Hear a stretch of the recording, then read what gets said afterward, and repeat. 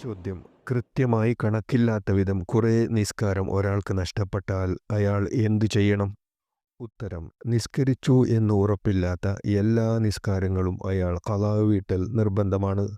ചോദ്യം: വലത്തേ കൈയിൽ ചൂണ്ടുവിരൽ ഇല്ലാത്തവർ അത്തഹിയാത്തിൽ ഇടത് കൈയിൻ്റെ ചൂണ്ടുവിരൽ ഉയർത്തിയാൽ മതിയാവുമോ? ഉത്തരം: മതിയാവുകയില്ല. വലത് കൈ മുറിഞ്ഞു പോയാൽ പോലും ഇടത് കൈയുടെ ചൂണ്ടുവിരൽ ഉയർത്തൽ കറാഹത്താണ്. ചോദ്യം: ഇതര ഗ്രഹങ്ങളിലെ ദിവസങ്ങൾക്ക് ഭൂമിയിലേതിനേക്കാൾ സമയക്കൂടുതലുണ്ടല്ലോ. ഉദാഹരണമായി, ചന്ദ്രനിലെ ഒരു പകൽ ഭൂമിയിലെ 14 ദിവസത്തേക്കാൾ കൂടുതലാണെന്ന് പറയുന്നു. അപ്പോൾ അവിടെ ഒരു ദിവസത്തിൽ 5 വക്ത് നിസ്കാരം മതിയാവുമോ? ഉത്തരം: മതിയാവുകയില്ല. ഭൂമിയിലുള്ള ദിവസത്തിൻ്റെ സമയം കണക്കാക്കി അവിടെ നിസ്കരിക്കേണ്ടതാണ്. ദജ്ജാലിനെ സംബന്ധിച്ച് വിവരിക്കുന്ന ഹദീസിൽ നിന്ന് ഇക്കാര്യം ഗ്രഹിക്കാവുന്നതാണ്.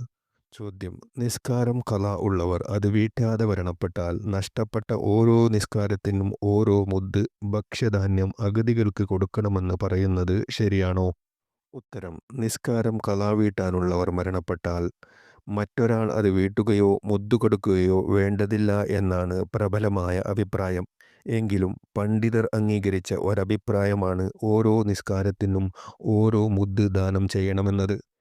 ഈ മുദ്ദുകൾക്ക് പകരം പാകം ചെയ്ത ഭക്ഷണം നൽകിയാൽ മതി എന്ന അഭിപ്രായക്കാരുമുണ്ട്. ഇതുകൊണ്ടാണ് മുൻകാലങ്ങളിൽ മരണശേഷം മരണാടിയന്തരം നടത്തി ഭക്ഷണം വിതരണം ചെയ്തിരുന്നതെന്ന് നമുക്ക് അനുമാനിക്കാം. ചോദ്യം: ഫർള് നിസ്കാരത്തിന് ശേഷം ലാ ഇലാഹ ഇല്ലല്ലാഹ് എന്ന് 10 വട്ടം ചൊല്ലുന്നതിന് തെളിവെന്ത്? ഉത്തരം: ഫർള് നിസ്കാരത്തിന് ശേഷം ലാ ഇലാഹ ഇല്ലല്ലാഹ് എന്ന് 10 വട്ടം പറയുവാൻ പ്രോത്സാഹനം നൽകുന്ന ഹദീസുകൾ സഹീഹ് സുത്തയിൽപ്പെട്ട നസായി, തുർമുദി മുതലായ ഹദീസ് ഗ്രന്ഥങ്ങളിൽ ഉദ്ധരിച്ചിട്ടുണ്ട്. ചോദ്യം: നിസ്കാരത്തിൽ ഫാത്തിഹ ആരംഭിക്കാനായി അഊദു ചൊല്ലിക്കഴിഞ്ഞാൽ പിന്നെ വജ്ജഹത്ത് ഓതുന്നതിൻ്റെ വിധി എന്താണ്? മറന്നുകൊണ്ടും മനഃപൂർവ്വവും അഊദു ചൊല്ലുന്നതിൽ വല്ല വ്യത്യാസവുമുണ്ടോ?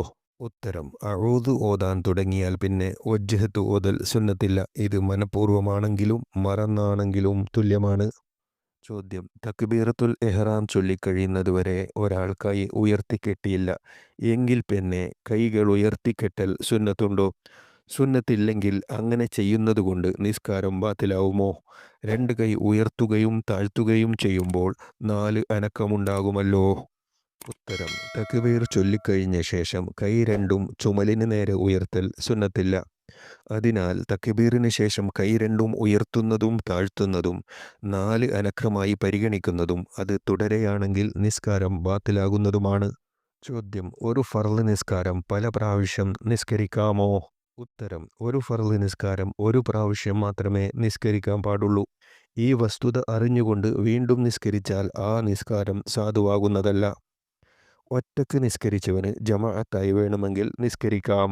ചോദ്യം: നിസ്കാരത്തിൽ റുക്ഉ ചെയ്യാൻ മറന്ന കാര്യം സുജൂദിൽ പ്രവേശിച്ചപ്പോഴാണ് ഓർമ്മ വന്നത് എങ്കിൽ അയാൾ നേരെ എഴുന്നേറ്റ് നിന്ന ശേഷം റുക്ഉ ചെയ്യണമോ അതോ റുക്ഉവിൻ്റെ അവസ്ഥ വരെ ഉയർന്നാൽ മതിയോ? ഉത്തരം: അയാൾ നേരെ നിന്ന ശേഷം റുക്ഉ, ഇഅ്തിദാൽ, സുജൂദ് എന്നീ ക്രമത്തിൽ കർമ്മങ്ങൾ നിർവഹിക്കേണ്ടതാണ്.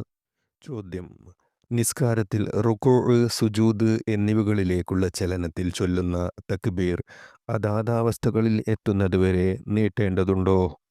ഉത്തരം: ഇന്തിഖാലാത്തിൻ്റെ തക്ബീറുകൾ അതാത് കർമ്മങ്ങളിലേക്ക് എത്തുന്നതുവരെ നീട്ടൽ സുന്നത്താണ്.